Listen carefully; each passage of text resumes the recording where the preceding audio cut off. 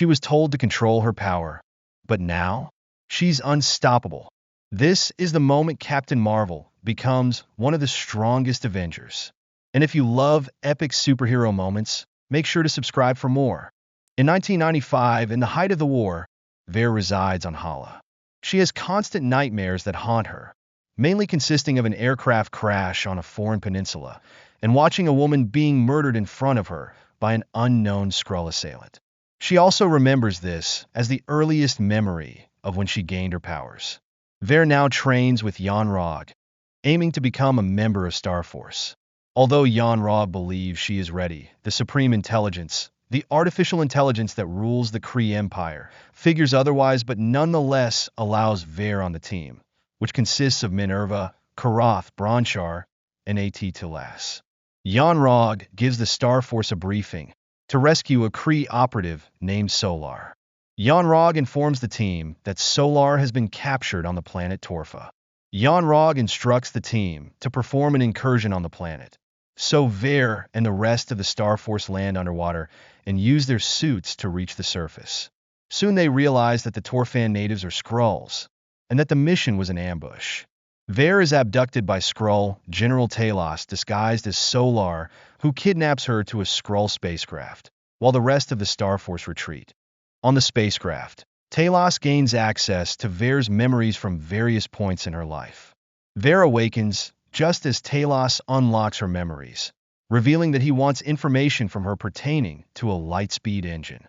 She orchestrates an escape with Talos, Norex, and two other Skrulls in pursuit, crash landing to planet C-53, which is Earth. Ver and the Skrulls crash in Los Angeles. While Talos and the Skrulls assume the role of surfers on a beach the next day, Ver crashes through the roof of a Blockbuster Video in the middle of a shopping plaza.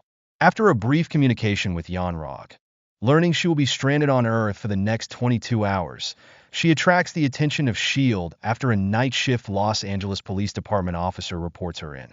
Nick Fury and Phil Coulson arrive at Los Angeles to interrogate Ver, dismissing her Kree authority and her claims that the Skrulls have arrived on Earth. The interrogation is interrupted by one of the Skrulls.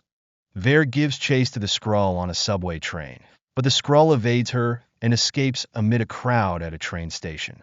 Fury and Coulson give chase to Ver, but Fury realizes that Coulson was actually abandoned at the shopping complex, and the Coulson sitting passenger side next to him is a second Skrull imposter. The two have a scuffle, and the Skrull is killed when their car crashes into oncoming traffic. Ver utilizes a Skrull crystal containing her lost memories and begins recollecting them. She dresses in a civilian outfit she stole from a display and steals a motorcycle to drive to Poncho's bar in the nearby town of Rosamond. Fury and Keller, who at this point has been compromised by Talos, take possession of the deceased Skrull, and while performing an autopsy, Keller authorizes Fury to work with Ver and eventually hand her in S.H.I.E.L.D. custody. Fury finds Ver at the bar, and now fully convinced that the Skrulls are a threat, the two question each other to ensure that they are not Skrull imposters. Fury takes her to the Joint Dark Energy Mission facility in Nevada to confirm Ver claims of her origins on Earth.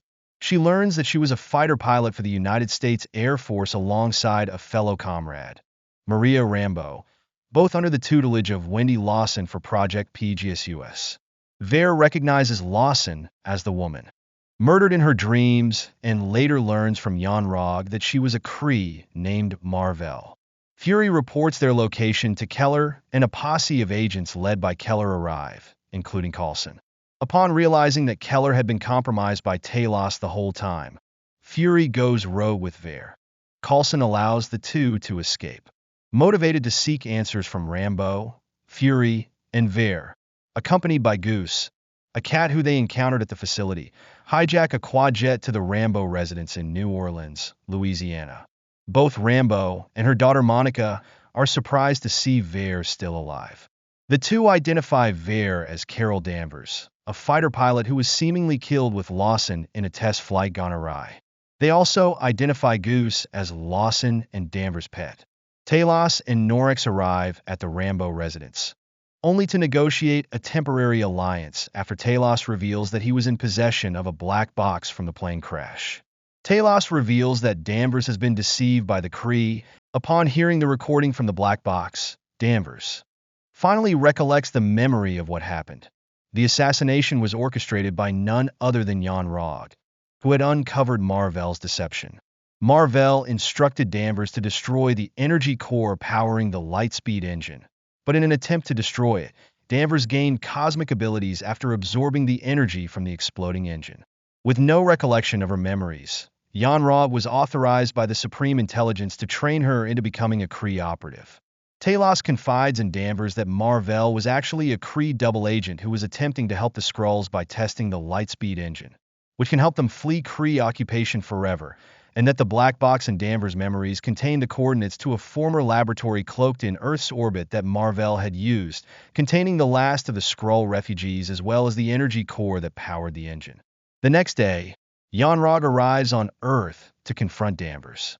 He quickly realizes that the Danvers he was communicating with was Norex, and swiftly executes him upon learning of the laboratory orbiting Earth, and learning that the source of the energy core is the Tesseract.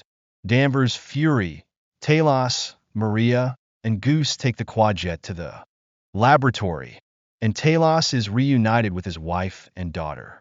Danvers finds the Tesseract, but the Starforce ambush them and place Danvers under stasis to confront the Supreme Intelligence. In a final conversation with the Supreme Intelligence, Danvers removes the inhibitor that has been limiting her full power potential and engages in an all-out battle with the Starforce. Fury realizes that Goose is actually a Flurkin, and witnesses her abilities firsthand after she swallows the Tesseract and several Kree soldiers. In a battle for the Tesseract, Danvers overpowers Karoth, Bronchar, and A.T. Tilas while the Skrulls escape on the quadjet with Rambo and Fury.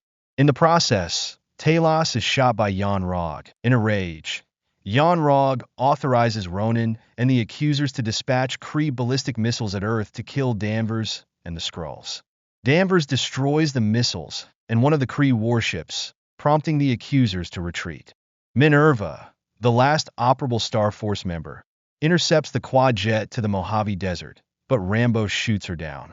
Yon-Rogg arrives on Earth and challenges Danvers to a duel, but she instantly incapacitates him with a photon blast and sends him back to Hollow with a warning for the Supreme Intelligence, declaring war. In the aftermath, Goose claws and blinds Fury's left eye while his guard is down. The Skrulls take temporary shelter at the Rambo residence, where Talos begins to recover from his injuries. Before Danvers departs Earth with the Skrulls to find them a new home, she hands Fury a modified transmitter pager to call her in the event of an emergency. While drafting the Protector Initiative, Fury, upon learning that Danvers' call sign was Avenger during her time in the Air Force, renames it to the Avengers Initiative in her honor. Thanks for watching. Subscribe before this video ends in 5, 4, 3, 2, 1. Comment down below what movie you want to see next.